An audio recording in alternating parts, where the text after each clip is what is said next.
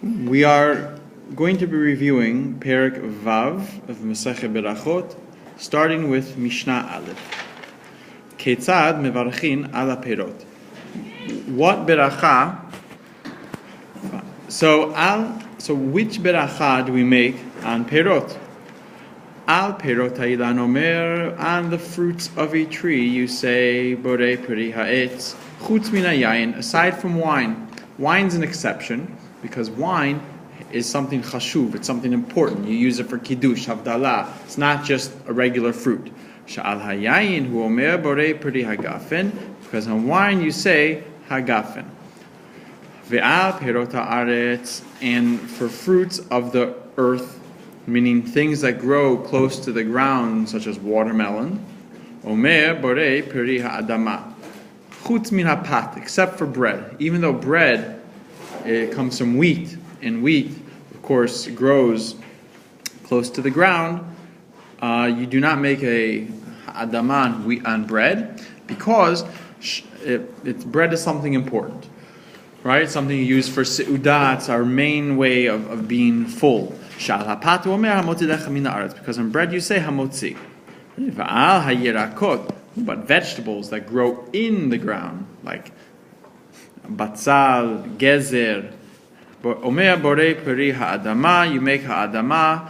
Rabbi Yehuda omer, he disagrees, and he says borei minei deshaim, who creates the types of grass.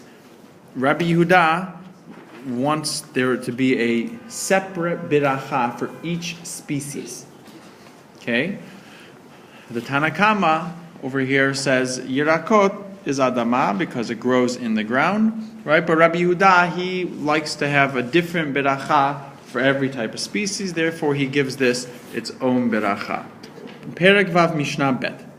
Berach al perot ha'ilan borei peri ha'adama, if a person makes a adama on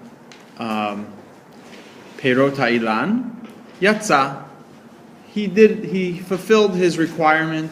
He's okay. He does not have to make another beracha. It's not the best way to do it, but at least he did it because the tree, right, the fruits derive their sustenance from the tree. The tree gets its nutrients from the ground. So if you make adama, it's okay.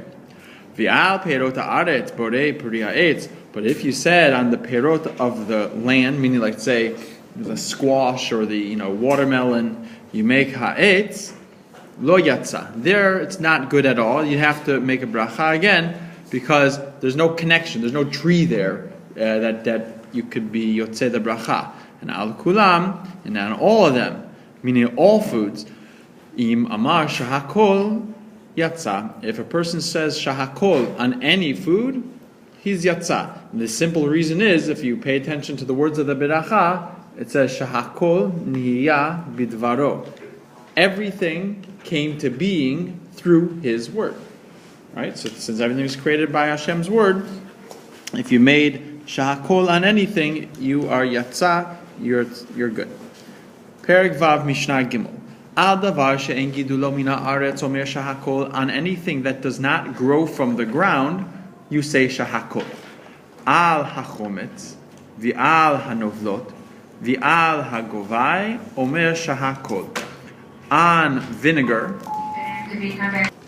and on novlot, those are dates that fall off of the tree early, meaning they did not, generally what happens is with the tree is that you have the fruits, and when the fruits are still small and not ripe, they stay on the tree. They're very, however, as the fruits ripen, if they're not taken from the tree, then they'll fall off. That's normal. However, what happened here is that before the time that they were even ripe, they were not even fully grown, they fell off the tree. So those perot aren't really sweet. Those aren't, those are never fully developed. And on govai, or grasshoppers, which are kosher, there are certain species of grasshoppers that are kosher. We just don't know which ones they are. So a person says shahakol. Okay, so again, vinegar you say shahakol, and these novlot, these fruits, you say shahakol, and govai, grasshoppers, you say shahakol. The chidush, the thing that we wouldn't know, is that vinegar really comes from wine, right? The kind that the Mishnah is talking about is wine vinegar, right? If you ever go to the grocery store, you'll see, right? And you might think it's hagefen, but the Mishnah comes and says, no, it's not hagefen, it's shahakol. Novlot, perot, right? These dates that are, not yet ripe. You might say, what do you mean? It's ha'etz, they're fruit. The answer is no, because they're changed and they're not fully developed, it's shahakol, and grasshoppers, that obviously makes sense because it's an animal. Al hechala v'ala gevina v'al ha'beitzim omer shahakol. On milk, cheese, and eggs, you say shahakol. Rabbi Yehuda omer, kol shuhu min klala ein mevarchin alav. Rabbi Yehuda disagrees with the Tanakam, with the first opinion. He says that anything that's a klala, meaning it's a curse, something that happened, something that happened to the food and it's bad, you do not make a beracha on that. So, for example, novlot, right? Those are dates that fell off the tree too early, and those are never going to be good, sweet dates. This can't be. So Rabbi Yehuda says that's a klala, that's like a curse, that's something bad.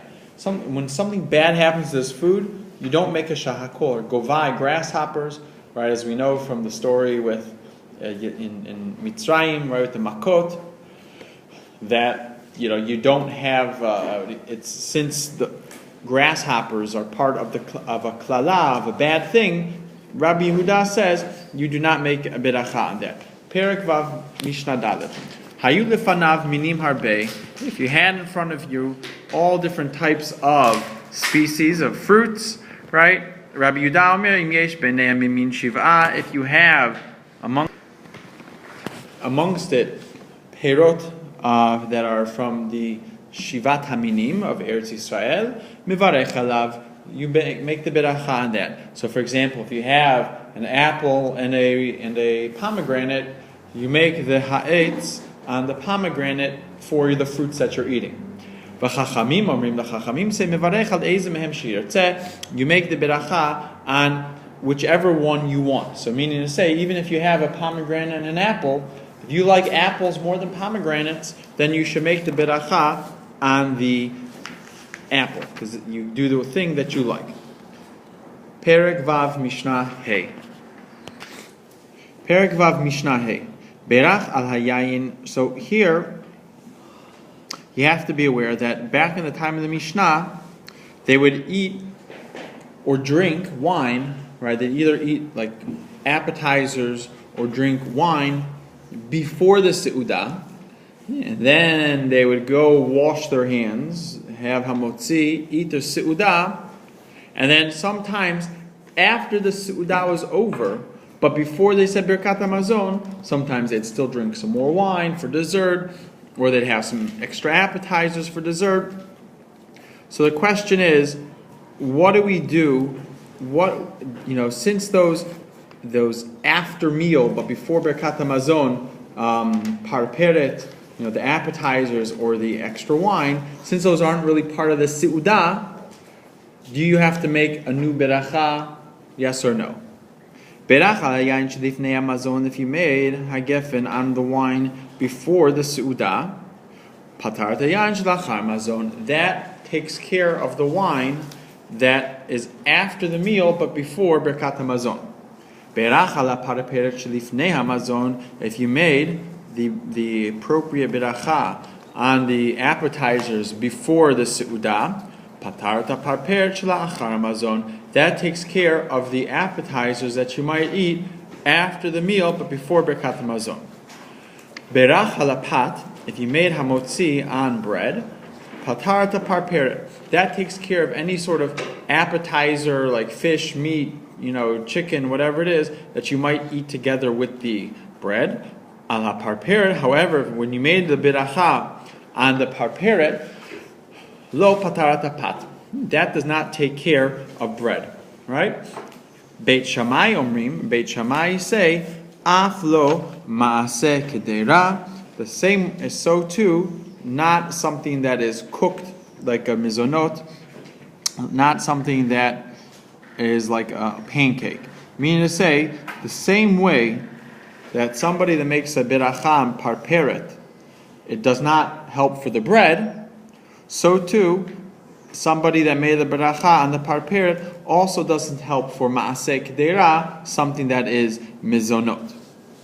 Perek Vav, Mishnah Vav. Hayu yoshvim le'echol, if they were sitting down to eat, kol echad ve'echad mevarech la'atzmo.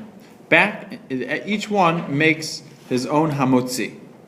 Hesebu, but if they leaned, echad mevarech lechulan, then one person makes hamotzi for everybody. Back in the time of the Mishnah, the way you ate together, like it was a meal that you were eating together as a one unit, one family, one, a gathering of friends, was by leaning. If you didn't lean, then that was showing that we're not eating together. The same way that if you go to a restaurant today and you might be sitting near somebody, but you're not necessarily eating with them. So the way in the Mishnah, the way you knew that you were eating together was if you leaned. If while they were eating, wine came to them, someone brought them wine, each person makes hagefen. Obviously we're talking about where you did not, it's obviously not Shabbat where you already said kiddush. Right, so let's say you're having a weekday meal, and in the middle of your weekday meal, for whatever reason, you're having wine. Each person should make the beracha to themselves. The reason is because since people are busy eating during the meal, if a person makes the beracha out loud, so everyone should answer amen, we're worried that the person might come to choke. La'achar hamazon, however, if a person if they bring out the wine after the meal, so people are no longer busy eating, and we're not worried about anyone choking, then echad mevarech lekulam. Then one person makes the hagefen for everyone else. Vehu, and this guy that made the beracha on the wine, right? This guy that made the beracha on the wine, omer al ha-mugmar. He also makes the berkat habesamim, right? He also makes the beracha for the mugmar, for this this nice smelling thing that they used to bring out. Af alpi, even though she'ein mivim et mugmar el la'achar su'udah, even though they only brought the mugmar out at the end of the su'udah, right? So meaning to say, even though they brought the mugmar out after Birkat Hamazon. So in any case, this guy who made the hagefen, right? Obviously, he's maybe the most chashuv person there. You gave him the kavod of doing that. You also maybe let him say Birkat Hamazon for everyone. So he continues, and he also will make the appropriate beracha on the mugmar. Perek Vav Mishnah Zayin. If they brought out to him something salty, and together with it, they brought bread. So meaning to say, right, they brought him something salty, like salty fish, right, and he was eating the salty fish, and he needed something to take away the saltiness or the spiciness, so they gave him some bread. Mevarech al hamaliach, he makes the beracha on the salty thing, right, on the fish or whatever it is. Upoter tapat, and that takes care of the motzi, right, that you would make on the bread. Shapat tfelalo, because the pat became tafel. Tafel means secondary. Ikar is the main thing. Tefel is the secondary thing, right? Zeh haklal, this is the golden rule. Kol shu ikar vimo tefela, anytime you have two foods, one is the main food and one is the secondary food, you make the beracha on the main thing, and then that takes care of the thing that's not the main thing. So for example, you have French fries and ketchup, you make the beracha on the French fries and not on the ketchup. You have, chocolate chip cookies, you make the beracha on the cookie, the mizonot, and that takes care of the chocolate. We are at the last Mishnah, Perek Vav Mishnah Chet, and here you see in front of you the psukim from Sefer Devarim, Perek Chet, and you have psukim Chet, Tet, and Yud. So, here in Pasuk Chet, it talks about the Shivat Haminim. In Pasuk Tet, it talks about the bread of Israel, the Lechem. And then in Pasuk Yud has a very famous Pasuk, Avachata v'savata uverachta Hashem Elokecha, you shall eat, and you should be satisfied, and then you should bless God. So we're going to see in the Mishnah how each one of the Tanaim understands these three Pesukim. I'll first read the Mishnah and then I will explain it in these Pesukim. Achal te'enim anavim v'rimonim. If a person eats one of the Shivat Haminim, mivarech acharehen shalosh berachot. You say afterwards the three berachot of Birkat Hamazon. The reason we call it three berachot and not four, even though they're four, is because only the first three are from the Torah. Okay, the fourth one was added later on, right? The one, actually, Uvenei Yerushalayim was added by Rabban Gamliel. So that's why it's called Mevarech Acharem Shalosh Berachot, which is Birkat Hamazon. Divrei Rabban Gamliel. These are the words of Rabban Gamliel. So if you eat Shivat Haminim, you have to make Birkat Hamazon. V'chachamim omrim, the Chachamim say, Beracha achat me'en shalosh. The Chachamim say that you say al ha'etz. Rabbi Akiva omer afilu achal shelek v'hu mizono. Even if a person eats cooked vegetables, but that's your food, that's your mazon, that's your food, right?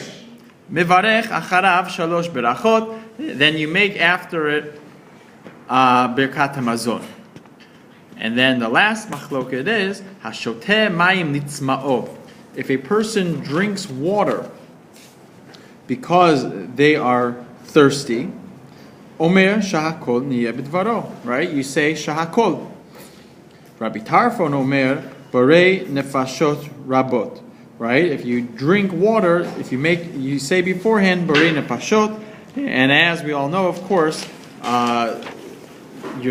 we say shahakol before we drink water, and borei nefashot after we drink water. So now let's see how each one of these opinions plugs into the psukim. Right? So the first opinion is Rabban Gamliel's. Rabban Gamliel says